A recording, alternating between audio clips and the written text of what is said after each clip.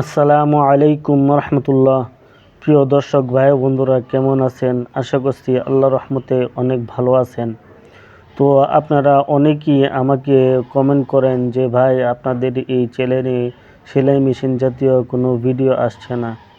ভাই, অনেক কর্মব্যস্ততার কারণে হয়তো এই ভিডিও নিয়ে আসতে পারি না। তো আপনাদের এই আবদারে আপনারা যে কমেন্ট করছেন, সেই কমেন্টের আবদারের কারণে আজকে এই ভিডিওটা নিয়ে আসলাম।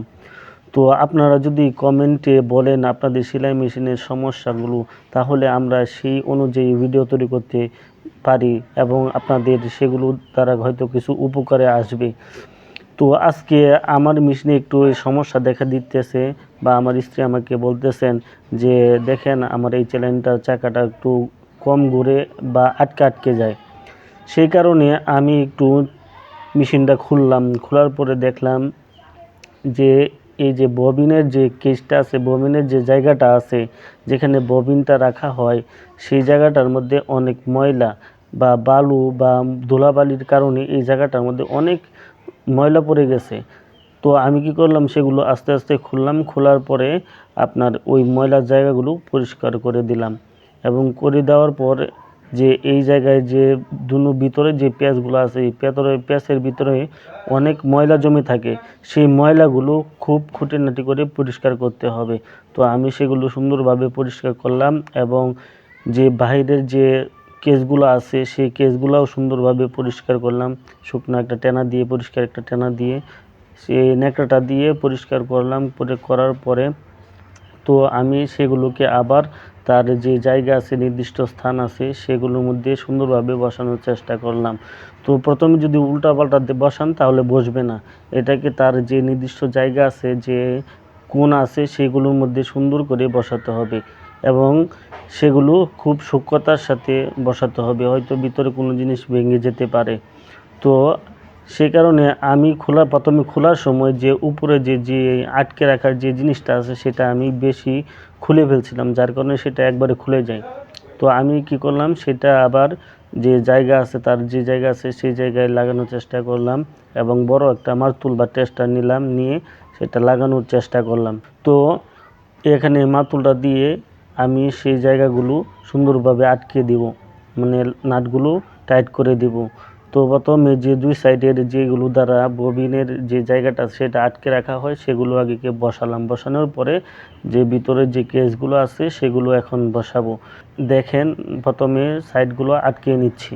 নেওয়ার পরে তারপরে যে ভিতরের যে জিনিসগুলো আছে সেগুলোকে আবার সেই ববিনের জায়গার মধ্যে নির্দিষ্ট জায়গায় রেখে দেব। প্রথমে নাটটা টাইট করে নিই। তো অনেকে মানে ভিডিওটা একটু ফাস্ট হয়ে যাচ্ছে, সেই জন্য আমরা দুঃখিত।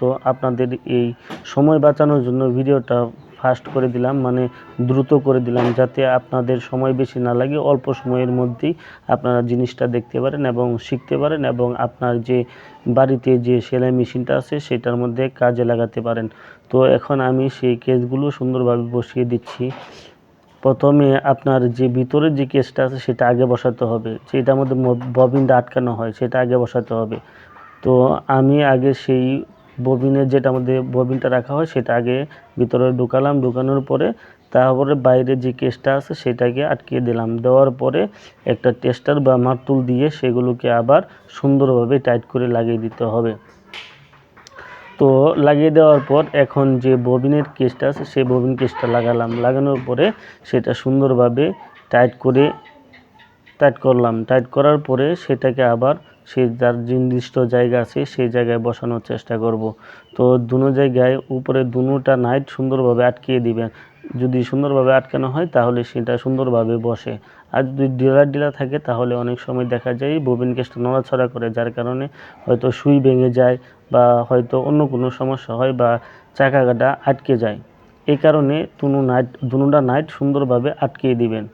তো আটকানোর পর তার মেশিনের যে নির্দিষ্ট জায়গা আছে সেই নির্দিষ্ট জায়গায় বসিয়ে দেব। তো নির্দিষ্ট জায়গায় বসানোর জন্য অবশ্যই দুই সাইডে দুইটা নাট আছে, সেই দুইটা নাটের মধ্যে আগে সুন্দরভাবে এই মেশিনের যে ফাঁকা জায়গাটা আছে সেটা ঢুকাতে হবে, তাহলে মেশিনটা সুন্দরভাবে বসবে।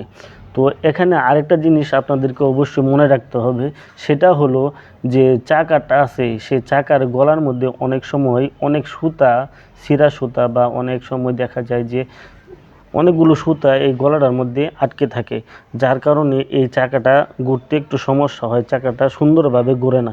তো চাকাটা সুন্দরভাবে ঘোরানোর জন্য অবশ্যই আপনাকে একটা জিনিস মনে রাখতে হবে, সেটা হলো যে মেশিনের যে চাকাটা আছে, চাকার গলার মধ্যে যে জায়গাটা আছে এটা মধ্যে দেখবেন যে সুতা আটকে আছে কিনা।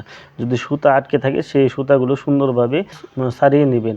তাহলে যদি আপনারা এই সুতাগুলো সরিয়ে ফেলেন তাহলে দেখবেন চাকাটা আরও সুন্দরভাবে ঘুরবে এবং সেলাই মেশিনে কাজ করতে আপনার অনেকটা সুবিধা হবে এবং আপনার সেলাই মেশিনটা আরও সুন্দরভাবে ঘুরবে। দেখেন আমি অনেকগুলো সুতা তার গলা থেকে তো এই সুতাগুলো বের করার পরে যখন মেশিনটা চালালাম তখন আমার স্ত্রী আমাকে বলতেছে, দেখেন আগে থেকে দেখা যায় মেশিনটা আরও ইজি ঘুরতেছে এবং স্পষ্ট সুন্দরভাবে ঘুরতেছে।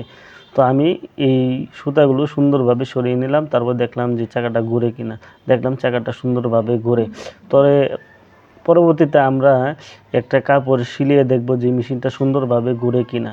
তো আগে সুতাগুলো সারিয়ে নিই, তারপরে মেশিনটা ঘোরাবো ইনশাল্লাহ, তারপরে দেখাবো যে মেশিনটা সুন্দরভাবে ঘুরে কিনা।